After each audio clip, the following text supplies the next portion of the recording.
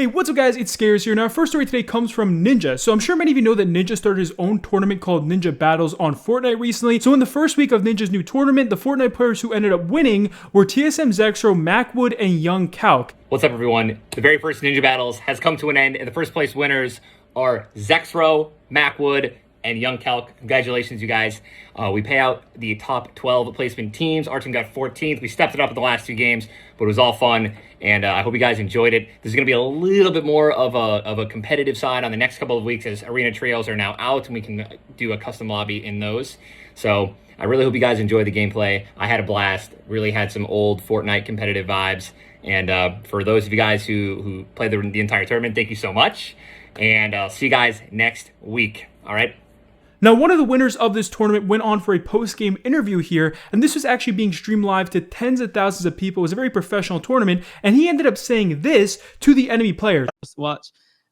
Any final shout-outs, questions, or kind of projects you're working on that we want to give you the floor, of course, to shout yourself out here. No, not really working on anything. Hopefully I do good in solos, but like last FNCS didn't go too well, but I just made more than top 9 in it, so everyone that didn't place in top 10 can like suck my dick. They're fucking shitters. I don't know why they talk shit. They're actually also dog shit and brain dead. That's all I'm saying.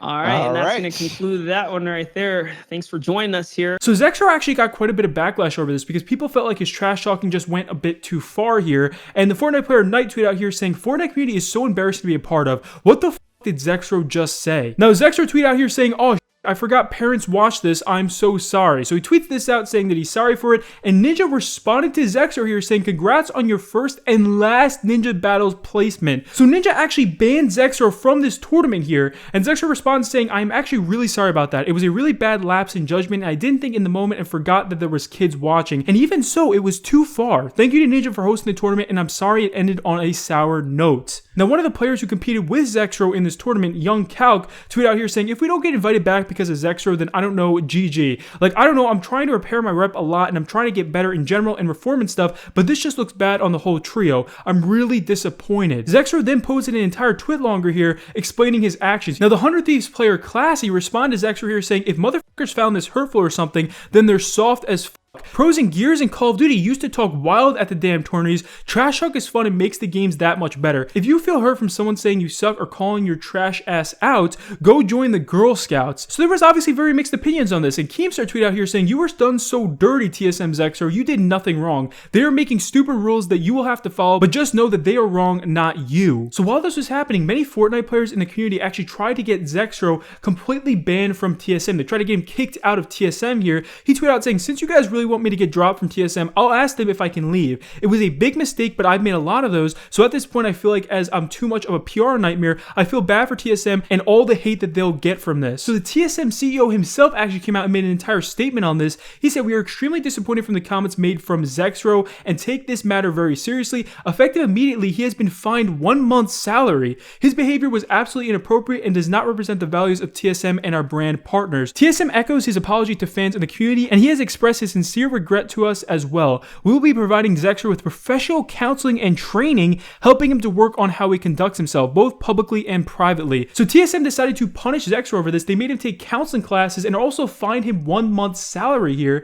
Now, our next story today comes from FaZe Rain. This is a huge follow-up to the story we talked about in our last video. If you don't know what happened here, FaZe Rain recently tweeted out that he got kicked from the FaZe house. Now, this is obviously very surprising to many people because he was in the FaZe house since the beginning. So FaZe Rain tweeted this out. He says, "I'm kicked from the FaZe house. All fair, sad boy energy too high." And a fan responds saying, "Banks, you kicked your brother out. You New York guys were my childhood. Now look at this, bro." So obviously he's upset with Banks here. And FaZe Banks responds saying, "You're a moron. You have no clue what you're talking about. You don't even know 1% of what Rain's dealing with or going through right now. Kick rocks with that shit." So Rain went on to tweet saying that's 100% his fault and to not blame FaZe for this. And then he says, "I don't want sympathy. I want to deal with this like a man and control my own fate. No one but me is responsible. FaZe just cares about me and I have my own disorder where I can't accept love. I'm truly so sorry. So Rain got lots of support from fans over this. He tweeted out saying, I'm disappointed in myself. I will be better. Even if they choose to boot me out completely, please support FaZe for life. So Rain is literally alluding to the fact that FaZe might actually kick him, which is absolutely insane to me. I mean, Rain is one of the FaZe clan leaders. Rain then tweeted out here saying, worst birthday ever, and Banks responds saying, I love you, Norden. I've been there with you and I know how it feels right now,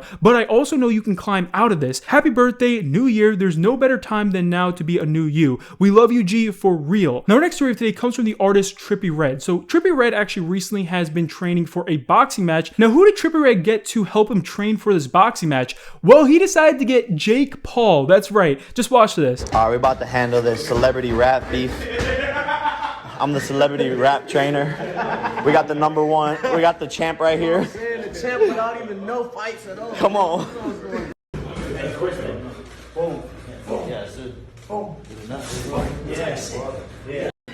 Hey, KSI, you don't want this shit, bro. You already got the song. You don't want the hands. You don't want the That's a hands. whole different story, man. It's me and Trippie. Yeah, it's me and Trippie. So this boxing match was just supposed to take place, but Trippie Redd decided to drop out last night. This is what he had to say. Just watch this. All right, so listen. It was going to be a fight, right? Now it's not going to be a fight. I tried to tell y'all I don't want to associate myself with bullshit, and y'all try to associate me with bullshit. And I don't get why. Because I'm a real nigga, and I don't want to be a part of nothing that has to do with anything I don't like. You know what I'm saying? So, there was going to be a fight. Now there's no fight. Now our next story today comes from the YouTuber Morgz. Now I'm sure many of you guys know who Morgz is. He has over 11 million subscribers and he makes videos for children, okay? But he ended up actually recently getting exposed by one of his ex-girlfriends known as Kiera Bridget. Now she used to make videos with Morgz a couple years ago and they've since broken up and they've been broken up for a while now. Now the issue here is that in Morgz' newest video today, he actually put his ex-girlfriend Kiera in the thumbnail here and she tweeted out saying, you know, I decided to be the bigger person throughout my breakup last year and not talk about the awful treatment I was put through, but how dare you use me and my body and my relationship for views after I walked away for that exact reason. Absolutely disgusting. How dare you use me and antagonize me and your friends attack me on Twitter after I was manipulated into staying quiet post-breakup to protect your career. I made my peace with the situation after months of therapy to rectify the depression I was left in. Leave me out of it. I thought things would be amicable, but I guess now you want to know the real reason I broke up with him? I took some time away from his insane house to spend time with my chronically ill mother and friends for my own mental state, and I get told that it's not good for business. So Morgz' ex-girlfriend leaks the text here between her and Morgz, and they're getting in a fight because she can't be there for him for his video. And Morgz ends up sending Kiera this. He says, the point is, I think I need someone who is prepared to do what's best for business, and you're not. You're hurting yourself and me in the process, and you don't seem to care. That isn't the only reason by far, and I absolutely do not think fighting fire with fire is the right choice, but what option am I left with? For the sake of my own dignity, I am done being silenced by a man-child on a power trip. Good luck to his next puppets. Now, the YouTuber JT made an entire video on this today. I mean, this whole situation is completely blown up, but Morgz has not said anything over social media. Now, our next story today comes from the family vloggers known as the Stauffers. Now, you guys might know who this family is. They are obviously very well known on YouTube. Micah Stauffer has over 700,000 subscribers, and if you don't know what happened here, they actually adopted a kid from China. This was 2 years ago. They ended up naming him Huxley, and these videos that they made of him when they first adopted him made millions of views. They're some of the most viewed videos on their channel. They helped actually blow up their YouTube channel.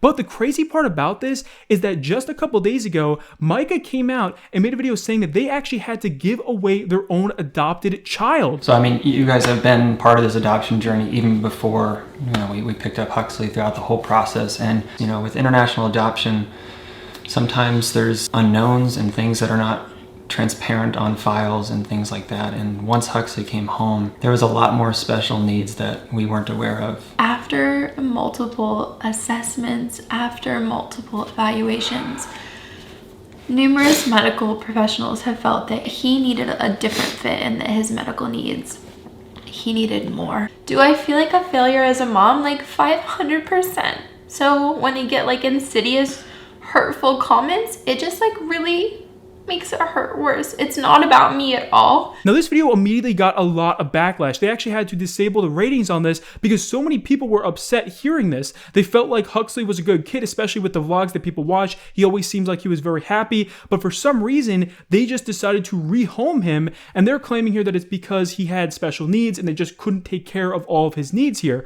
Well, a thread actually went viral over Twitter yesterday, and this has hundreds of thousands of retweets and likes. This is from Melissa Stout. She tweeted out here saying, YouTubers Micah and James Stauffer raised money to adopt an autistic boy from China, made him their brand, and picked up major sponsors because of it. A few years later, they secretly put him in the foster system, vacationed in Bali, and pretended that he didn't exist for months. The Stauffers were understandably struggling to meet autistic Huxley's needs, but were already looking for a new child, one with special needs that are easy and that most people would consider easy. Now, Melissa shows multiple posts here from Micah when she was complaining about her adopted son and some of the things that he did. Melissa then tweeted out saying the Stauffers duct tape Huxley's hands to get him to stop sucking his thumb as a coping mechanism when he was 2 to 3. But here's a photo of their biological daughter, age 7, sucking her thumb with no tape. They also recorded his meltdowns. That's right, like they actually put some of Huxley's own meltdowns on their channel, and some of these meltdowns got hundreds of thousands of views. Instead of taking a break from YouTube to work through their issues, they put Huxley in foster care. They went on vacation and scrubbed their pages of comments asking about Huxley. They didn't address it until months later. Now, Micah herself has come out and responded to a lot of this. She said, "We would never give up a child with special needs. This is just a personal matter to Hux. It had nothing to do with the fact that he just had autism. Multiple scary things happen inside the home towards our other children, and if these events happen with one of my biological kids, after all the help and after the behaviors we witnessed, sadly, we would have no other choice than to seek help and get their needs met." Huxley wanted this decision 100%. We saw that in family time with other people, he constantly chose them and signed and showed tons of emotions to show us and let us know that he wanted this. Huxley never had a say in his adoption, and he needed more help and also wanted this, and we know that 100%. Now, with all the backlash that the Stauffer family has gotten, they've actually lost quite a few sponsorships because of this. Now, as a lot of us know, they actually got sponsorships because of Huxley in the first place, so it isn't surprising that they would end up losing the sponsors after rehoming their kid. Many YouTubers and fans on Twitter actually said that they should get punished for this legally, and they actually had to come up with a statement from their own lawyer over this. So obviously the Stauffer family is going through a lot right now, and I don't want to make it harder on Micah over this, but this video already has 3 million views. She's getting so much backlash right now from so many different YouTubers,